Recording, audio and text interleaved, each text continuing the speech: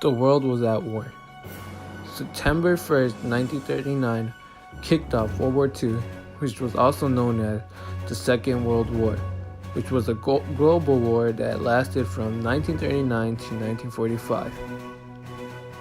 There was two opposing military alliances, the Allies and the Axis. The Axis powers consisted of the country Germany, Japan, and Italy. And on the other side, we had the Allied power, which consisted of the United States, Great Britain, the USSR, and France. World War II, which lasted for 6 years, involved more than 100 million people from over 30 different countries. This was a state of total war emerged. In 1945, the war was finally over. The Allies had defeated the Axis, and this marked World War II as the deadliest conflict in human history. The total death mark ranged from an estimate 50 million to more than 80 million people. This also included deaths from war-related disease and famine. We will look closer on D-Day, which ultimately began to turn the tide against the Nazi. The battle started on June 6, 1944. It was codenamed Operation Overlord, but is best known as D-Day. Around 156,000 American and British Canadian forces stormed on 5 beaches along a 50-mile stretch of the heavily fortified coast of France's Normandy region. This invasion was one of the largest military assaults in history, and this required extensive planning. Before D-Day, the Allies had conducted a large-scale deception campaign, which was designed to mislead the Germans about this intended invasion. June 5th, 1944 was the day the invasion was supposed to happen, but due to bad weather on the day leading up to the operation, it caused them to delay it for 24 hours. Once a meteorologist predicted improved weather conditions the next day, Eisenhower gave the go-ahead for Operation Overlord. Eisenhower told the soldiers, "You are about to embark upon the Great Crusade, towards which we have striven these many months. The eyes of the world are upon you." On June 6, 1944, the invasion began at 6:30 a.m. The British and Canadian forces overcame light opposition to capture beaches codenamed Gold, Juno, and Sword. The American force also successfully captured Utah Beach.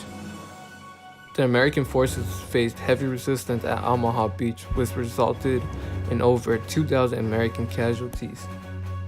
Although the number looked bad, towards the end of the day, approximately 156,000 Allied troops had successfully stormed Normandy beaches. Estimates suggested that more than 4,000 Allied troops had lost their life on D-Day invasion, with 1,000 more wounded or missing. By the end of August 1944, the Allies had successfully liberated Paris, and the Germans had been removed from the northwestern France. This concluded the Battle of Normandy. Heroes such as John J. Pender, Jr., who was drafted in 1942, was one of the heroes on D-Day. John J. Pender fought in Africa with the Big Red One and traveled to England to prepare for D-Day. By then, Pender was a technician 5th grade in charge of communications for his unit. Landing on Omaha Beach on June 6, he was carrying heavy radio equipment and was shot as he was walking towards shore. He refused medical attention and continued to carry the equipment to shore to deliver the radio. He went back into the water 3 times to collect communication equipment.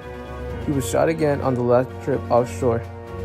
He still refused medical attention and set up a radio communication station on the beach.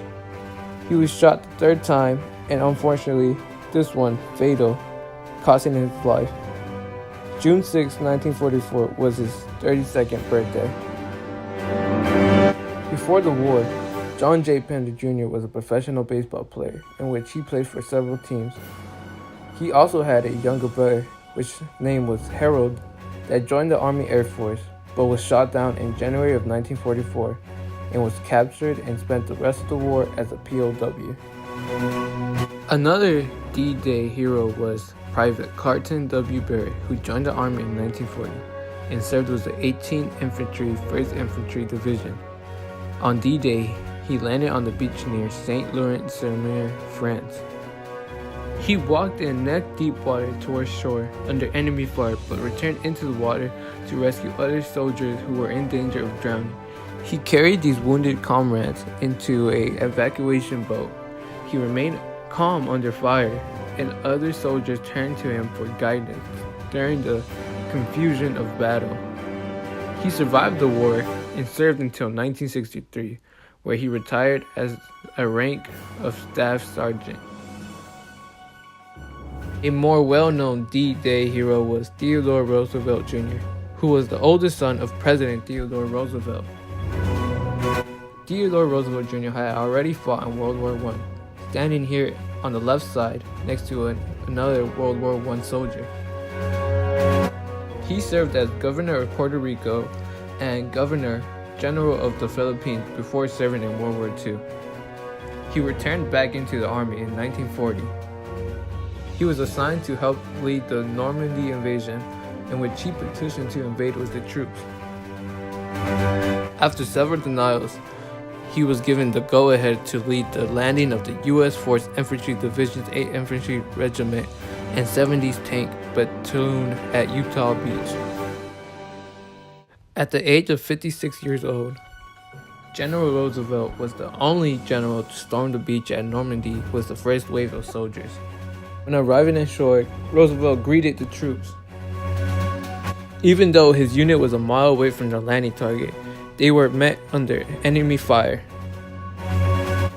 Roosevelt Jr. decided to ditch the original landing area plan and decided to change up the unit plan and move inland in order to engage the enemy from the rear. Roosevelt Jr. remained calm under fire, which inspired the troops and contributed greatly to the success of their mission. A month later, Roosevelt Jr. unfortunately died of a heart attack in France. He was given the Medal of Honor in September of 1944. These D-Day heroes and other unsung heroes of that day should be given the highmost respect for what their bravery and charisma was shown on the largest military invasion in history.